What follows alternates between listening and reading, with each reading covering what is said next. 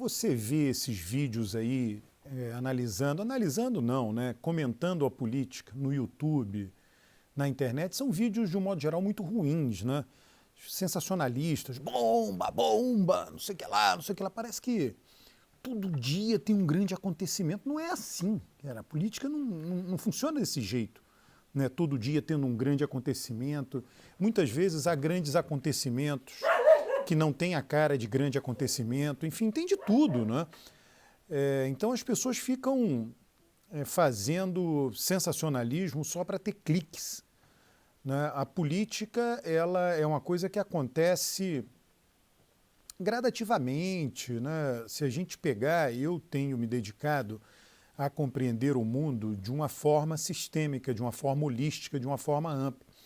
Quando você vê todos os dados do mundo de uma forma bem ampla, você vê melhorias contínuas. Não significam que não tenham pioras, né? Nós estamos passando agora uma pandemia, é um momento péssimo para falar em melhorias por causa disso, porque vão ter várias situações aí de pior. O nosso país, inclusive, numa situação muito complicada. Vai haver a diminuição da expectativa de vida hoje no meu canal, à noite, às 21 horas, inclusive, vai haver uma live com 2 demógrafos que eu vou tratar deste assunto, da redução da expectativa de vida no Brasil. Algo raríssimo, raríssimo, é equivalente a uma guerra. Agora, essas coisas acontecem na história da humanidade. Você tem melhoras, eu sempre digo, olha, você tem uma trajetória de melhora, mas essa trajetória de melhora, ela não é linear, ela às vezes faz isso, né? Mas no final das contas a situação vai melhorando e a política faz parte disso, né? Eu fico, enfim, voltando a esse assunto aí, quer dizer, o que nós estamos vendo hoje, né, de bombástico? No fundo, nós tivemos aí um rearranjo do governo Bolsonaro, um rearranjo muito lento, e Bolsonaro só pensando nas eleições, né? Você tem um governo que não tem, Bolsonaro não foi preparado para governar, né? Ele não é alguém que goste da política, ele é um cara antipolítica, ele não gosta da política, ele não tem uma visão de para onde o país tem de ir.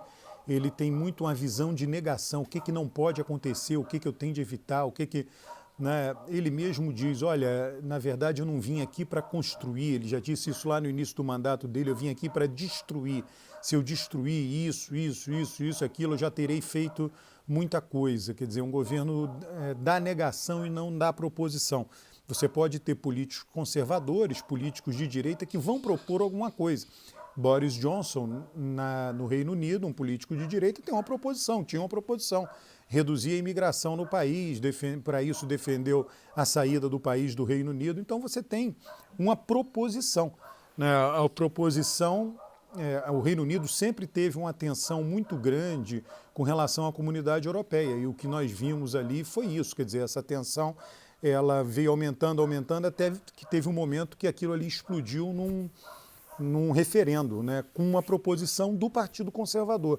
Então você não tem, né, o Bolsonaro ele não foi preparado para isso. Nosso sistema político, veja só, o sistema político americano permitiu a entrada de um outsider, que foi Donald Trump.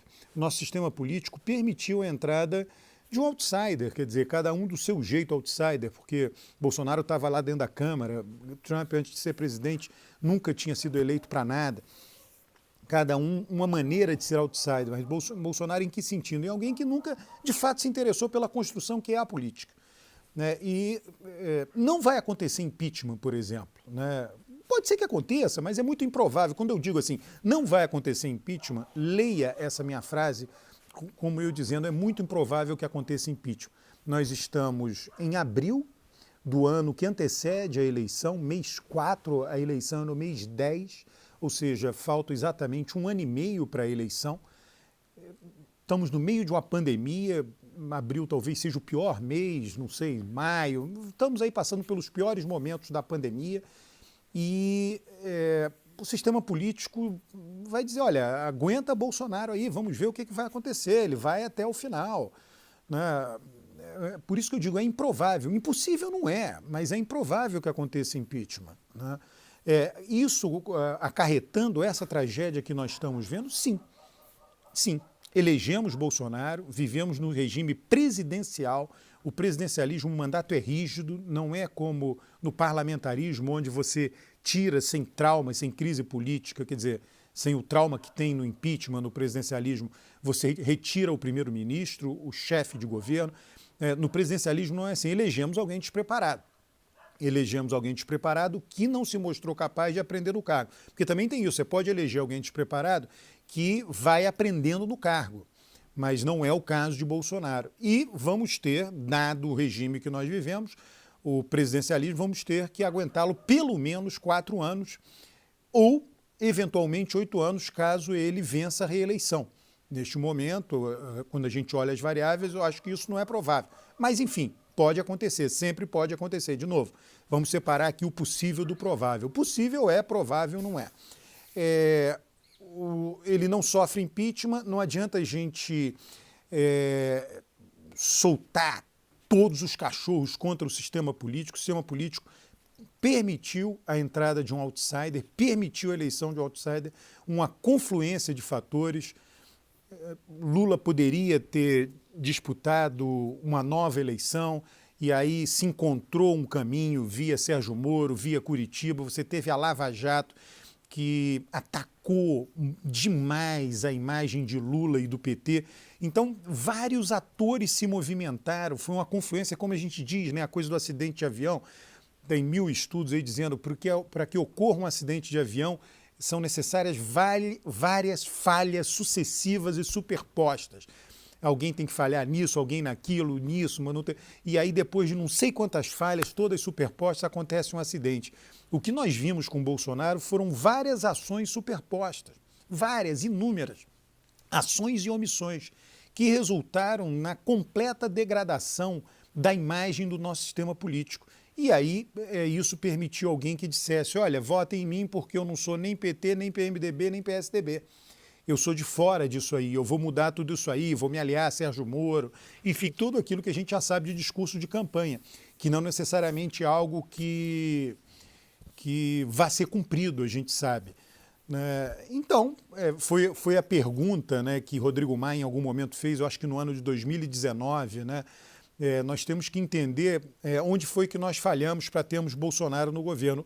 O Brasil, enfim, vai se dar ao luxo de ter aí 4 anos perdidos, digamos assim, de nenhuma realização coerente dentro de um governo. E com um azar adicional de, durante o governo desta figura desqualificada, despreparada para governar, vir uma pandemia.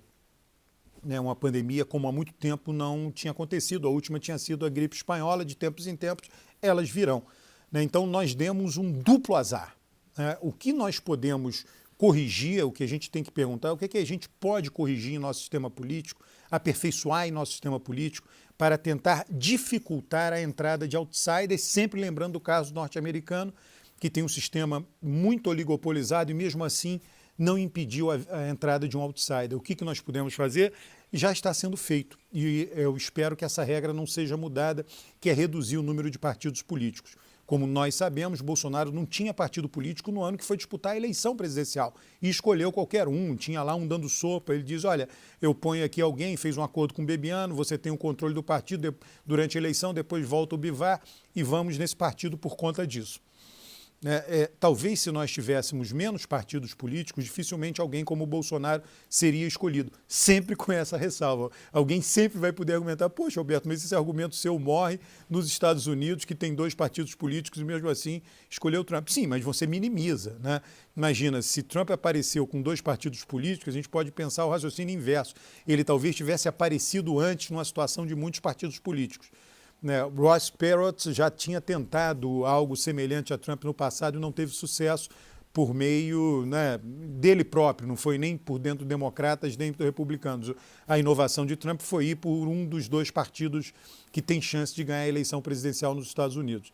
Mas é isso, você pode minimizar a chance de aparecer um Bolsonaro, zerar talvez seja muito difícil. A gente fala muito em crescimento da extrema-direita em tudo quanto é lugar, mas quando você toma país por país, o caso europeu, nenhum deles se assemelha nem a Brasil nem a Estados Unidos. Tá? Boris Johnson não é o populista que todo mundo fala, procure artigos, análises, tem na internet isso, mais pormenorizadas e mais, digamos assim, criteriosas de Boris Johnson. Ele não é um populista à lá Bolsonaro e à lá Trump. Portugal não tem isso, Espanha não tem isso, a própria Itália não tem isso no momento, a Alemanha não teve isso até agora, não tem isso. A França não tem isso, quer dizer, então a gente pode listar vários casos aí de países, muitas vezes é uma impressão, a gente, essa coisa de catástrofe, né? Um evento isolado, muito impactante, 2 eventos, Bolsonaro no Brasil, Trump nos Estados Unidos, chama atenção e a gente acaba generalizando e achando que está tudo do mesmo jeito quando não está. É isso que eu queria chamar a atenção, como viemos parar aqui. Um grande abraço para você, curta o vídeo, comente os vídeos, traga mais gente para esse canal que é de análise política.